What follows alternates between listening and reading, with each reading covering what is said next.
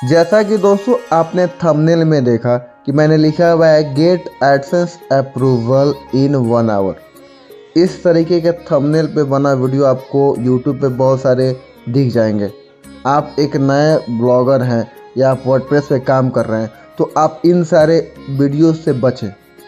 मैं इस वीडियो में सच्चाई लेकर आया हूँ कि कोई भी माई का लाल नहीं है जो 1 घंटे में एडसेंस का अप्रूवल ले ले।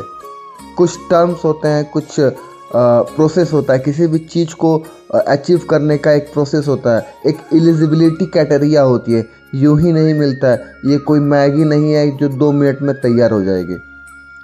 आपको मैं कुछ टर्म बता दूं जो बेसिक टर्म है एडसेंस अप्रूवल के लिए। सबसे पहला मोस्ट इम्पोर्टेंट है कि आपका जो डोमेन है उसकी एज मिनिमम 1 मंथ होनी चाहिए। मिनिमम 1 मंथ होनी चाहिए आपके डोमेन की एज, अगर आपने डोमेन परचेज किया हुआ है तो। अगर ब्लॉग स्पॉट वाली आपकी डोमेन है यानी कि www.xyz.blogspot.com ये वाली आपकी वेबसाइट है तो आपका डोमेन एज मिनिमम 6 मंथ पुराना होना चाहिए। अगर आपका ब्लॉग स्पॉट वाला यूआरएल है और आप एडसेंस अप्रूवल के लिए आप जब सबमिट करने जाते हैं और जब अपने यूआरएल को आप पेस्ट करते हैं, एडसेंस आपके यूआरएल को आइडेंटिफाई ही नहीं करेगा। ये मैं कर चुका हूँ, इस चीज़ को मैंने एक्सपीरियंस लिया हुआ है। मेरे पास खुद एडसेंस का अप्रूवल है और उस एडसेंस अप्रूवल को पाने से पहले मुझे भी कितनी बार रिजेक्शन मिली मुझे खुद पता नहीं है। मैंने 2 डोमेन मैंने परचेज किए हैं और दोनों डोमेन्स पे मैंने कम से कम 15-20 पोस्ट लिखे और एडसेंस अप्रूवल के लिए मैंने भेजा। एट दैट टाइम मैं बिगिनर था, सीख रहा था और दोनों टाइम मुझे एडसेंस से रिजेक्शन मिला। और जब भी रिजेक्शन मिलता था 1 बार 2 बार 3 बार तो मैं नया डोमेन ले लेता था। थर्ड जो ये www.newbihartimes.in जो मेरी ये वेबसाइट है इस पर मुझे एडसेंस का अप्रूवल है और थर्ड अटैम्प्ट में मैं थर्ड डोमेन परचेज करने के बाद मुझे एडसेंस का अप्रूवल मिला। उस बीच मैंने फ्री वाले वेबसाइट पे भी काम करने का प्रयास किया इन्हीं यूट्यूबर्स को देखकर। तो उन्होंने एट द टाइम नहीं बताया था कि आपका ब्लॉग स्पॉट वाले जो यूआरएल है वो 6 महीना पुराना होना चाहिए कम से कम। सबसे पहला टर्म तो ये है कि 6 महीना पुराना आपका डोमेन एज होना चाहिए अगर फ्री वाला है। अगर आप परचेज किए हुए हैं किसी भी वेब होस्टिंग से तो आपके डोमेन का एज मिनिमम 1 मंथ होना चाहिए। दूसरी बात, आपके वेबसाइट पर ट्रैफिक होनी चाहिए। बहुत सारे यूट्यूबर्स बोलते हैं कि ऐसा कुछ नहीं है कि आपके वेबसाइट पे पब्लिक रीच इतनी होनी चाहिए। एडसेंस ऐसा सच में नहीं बोलता है कि हाँ मिनिमम इतना हमें पब्लिक रीच चाहिए। एडसेंस बस बोलता है कि पब्लिक रीच चाहिए।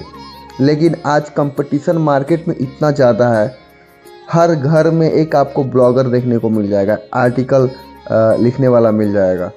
और पहले क्या था कि एडसेंस में उतने सारे लोग अप्लाई नहीं करते थे अपने वेबसाइट को लेकर, आज बहुत सारे लोग अप्लाई करते हैं तो कंपटीशन वहाँ भी बढ़ा हुआ है।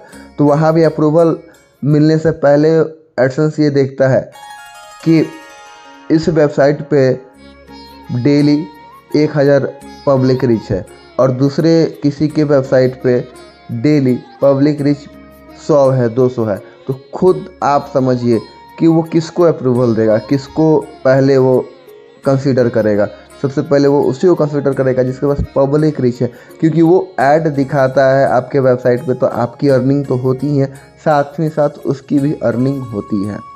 तो मार्केट के हिसाब से और कंपटीशन के हिसाब से इस चीज़ को भी अब एडसेंस कंसीडर करने लगा है कि अगर आपके वेबसाइट पे पब्लिक रीच कम है तो आपको एडसेंस अप्रूवल मिलने में दिक्कत आ सकती है।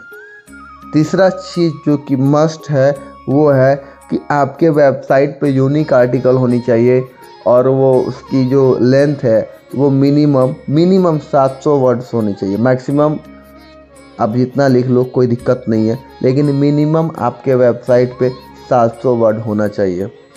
और 1 घंटे में वेबसाइट परचेज करके 10 आर्टिकल मिनिमम 700 वर्ड का आप कॉपी पेस्ट ही करोगे, लिख नहीं पाओगे उसको, और कॉपी पेस्ट करते हो तब भी एडसेंस का अप्रूवल नहीं मिलेगा।